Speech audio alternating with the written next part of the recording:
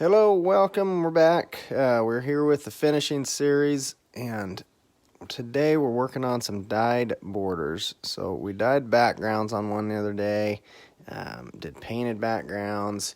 The first video in this series we did an oil finish, which this piece here has already had. So it's been coated with a coat of neat's foot oil. And now we're going to go around, dye this background. Now, or not the background, excuse me, the border. So this border around the outside of our floral work here. Now, just like when we did the background, we're going to use kind of the what could be a negative to our advantage.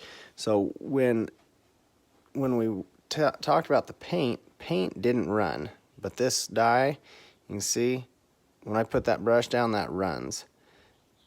So I'm going to use that to my advantage, and I'm staying back away from the edge of my floral work and letting that dye run down in there rather than trying to just shove my brush right in there to get started with. And that's going to help a lot. Now, one thing I'm relying on too is that when I did my tooling, I had beveled down in those corners really good and almost created a bit of a trough for that dye work to run into, because it will run right where it's not supposed to if you're not careful. When we were painting, talked about if we kind of acted quick, sometimes you can get that paint off of something if it got where you didn't want it. If it got up on the side of some of your floral work there and you didn't want a little bit there, we can act really quick and scrape some of that off with the paint, but with this dye, not so much. So this is way less forgiving when it comes to things like that, and you gotta be real careful about that, not getting it where you don't want it, because once you dye it, it is dyed. I've had some things before I've tried to mix some paint to match up and paint over, to try to cover up, and that doesn't seem to work too great. So just do your best to not get it up where you don't want it with the dye work. I will show you something here in a minute that we touched on in the backgrounds. If you do get it up where you don't want it, how we can kind of help a little bit as far as salvaging something, but it doesn't take it away. But we'll cover that here in a minute. Well, good morning. Appreciate you guys jumping on and taking your time here with me this morning. Or if you're watching on the replay, I appreciate that as well. Any questions, comments you guys have, leave those for me, and I will do my best to either address them while we're live here or get back to you in a timely manner if you're on the replay.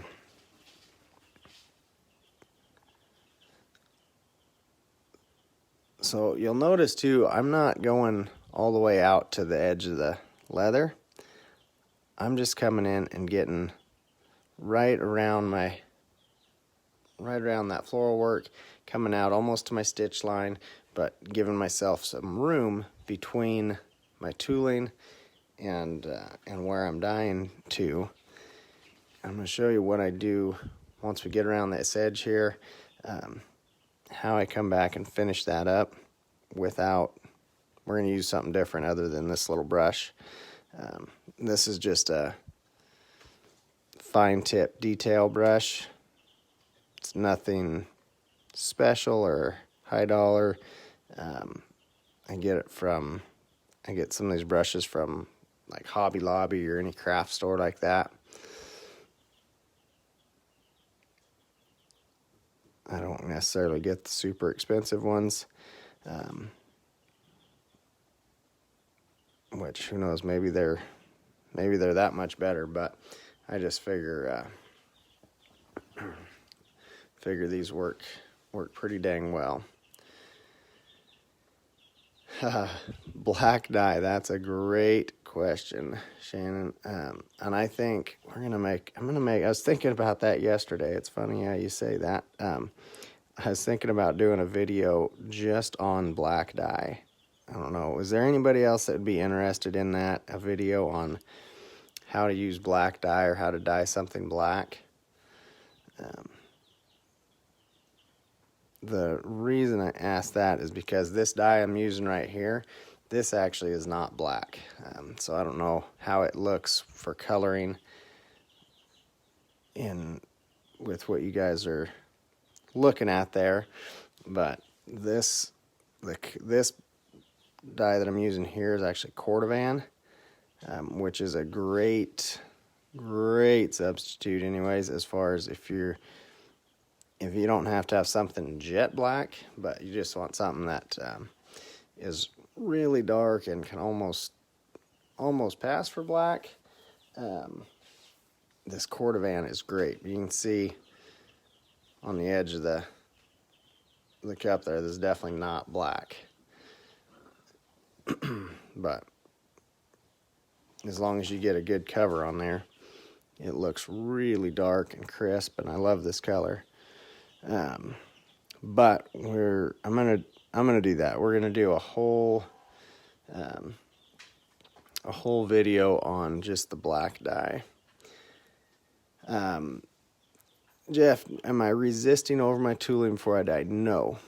Nope, there is no resist on my tooling. And the idea on the resist, obviously, is it's gonna seal off that leather and keep from penetrating, but it doesn't, like you can see, I'm just going around and dyeing just around the edges here. I'm not actually dyeing over top of that floral work. If I was to resist over the whole thing and then try to do the dye work, it's not going to take that dye super well because of the seal. However, if I went through and just painted my resist just on my flowers and floral work and not on the rest, and then tried dyeing over everything, it's not going to dye super well over the resist, but it will penetrate enough to where it'll distort that and make it not look quite so good.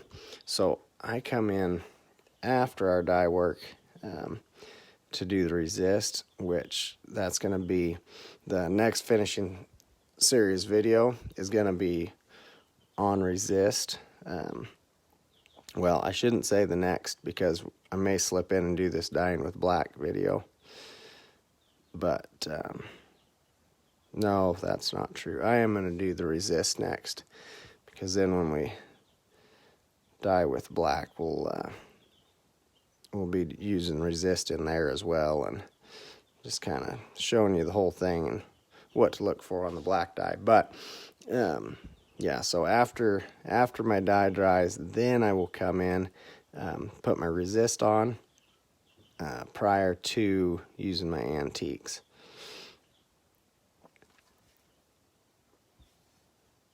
We're just about around the edge on here, and then we're gonna go to switch to a little different type of brush and finish out this edge.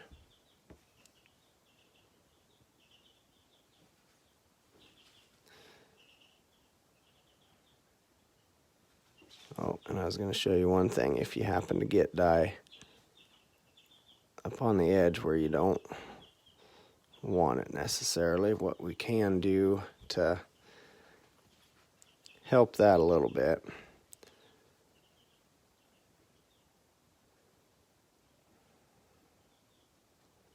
now I do dye my logos dark all the time if I'm coming around here, but say if that was an accident and I didn't want that dyed, what can I do to take that dye off of there? Nothing. You're out of luck. So I don't have any fixes for that. sometimes you just make mistakes and move on from it. If it was something you absolutely couldn't have dyed, then like if I drop a dye out there on that flower petal, you are just kind of SOL, sort of out of luck, and have to start fresh a little bit. But if you're going around there, now say, let's see, we'll do it on the edge of this one.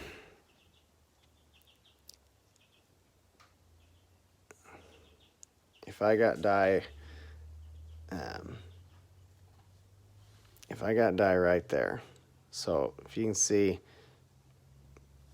right up on the edge of that floral work, and that little spot, it's not a huge spot, not a big deal, something you may just go, not a big deal, move on, leave it be, which sometimes there's places you got to do that. But say it's one that's standing out enough and you want to try to even that up to where it doesn't look, because that definitely looks like, okay, there's a mistake right there. And you have to use your judgment on is it down in there deep enough where my antique's going to fill in, or do we need to do something about it? Again, that's up to you, but I know we try to be careful, because you get too many things like that in a project and it's really going to take away from the whole thing. But that's up to you to decide if you're going to do something about it. But what you can do in a spot like this, and we talked about it in the background video, but is we can try to even that line up along here. So we made that kind of that mistake, but if I come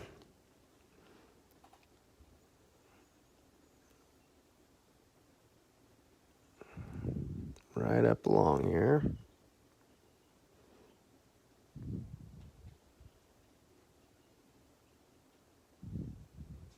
trying to do this looking around the camera, it makes it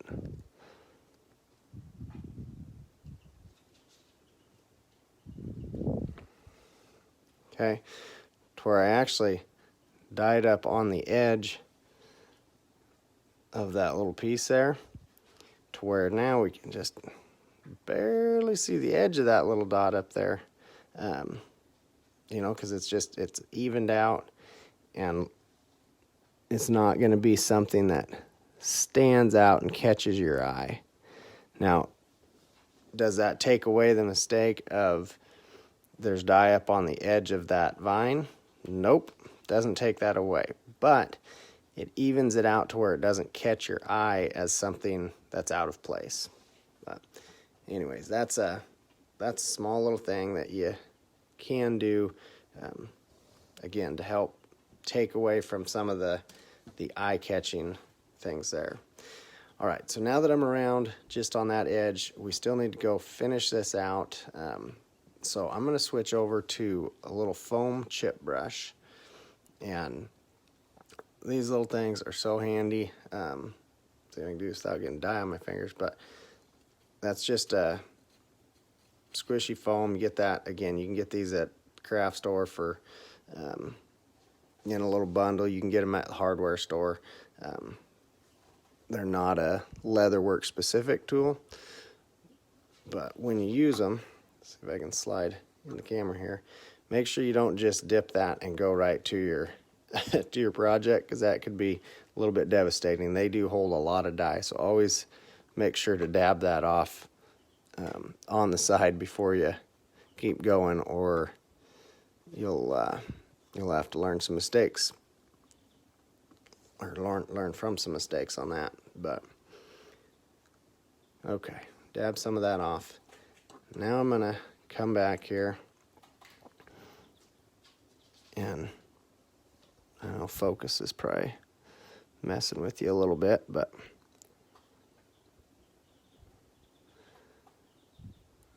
now typically when I switch to my foam brush,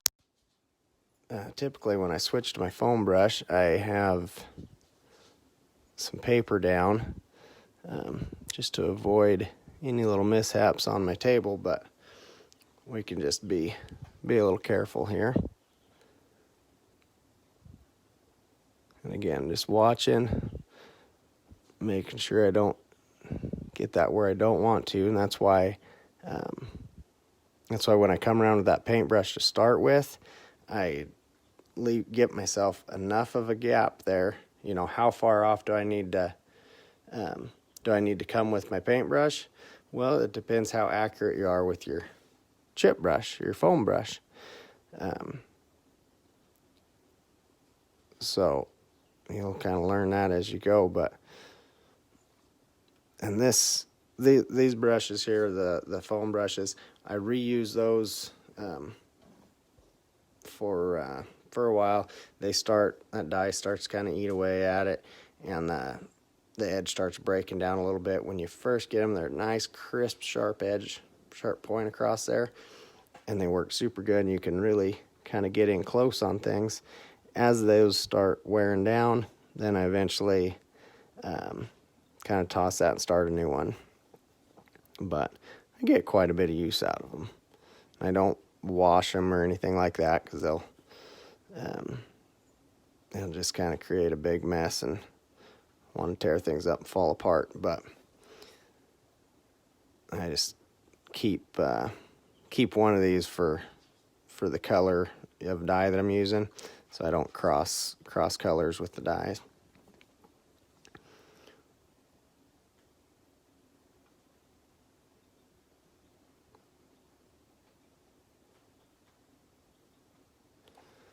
Okay, so now I'm around there. We made that all the way around.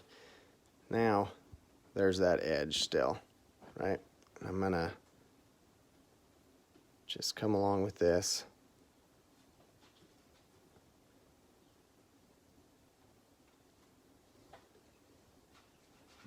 I know the autofocus is getting me here, getting close to you guys. I apologize about that, but hopefully you can still see all right what we're doing. We'll get right around here.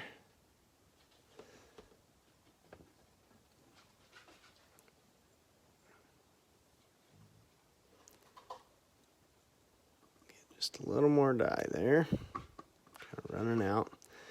Find that one thing, like as you're running out of dye, take time to get a little bit more dye on there. If you're pushing real hard and trying to scrape against, especially on these edges, where that edge can be a little rough, if I'm pushing down hard and scraping against there, sometimes your foam, or even if you're using a brush, it'll do the same thing. It can kind of hang up and then let go and splatter, and you don't want to splatter dye across your tooling or your workspace, but especially not your tooling.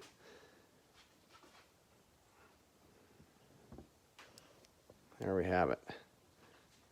Dyed borders on there. These ones this one will leave the backgrounds natural on, just another look, and that'll finish out really nice. It'll take the antique in those backgrounds and kind of pop and look really good. So hopefully that helps you a little bit with doing some dye work.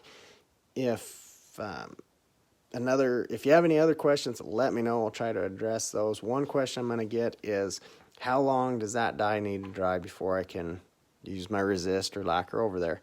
And we're going to talk about that a little bit more in the resist video. However, if honestly I could come back and resist over that in probably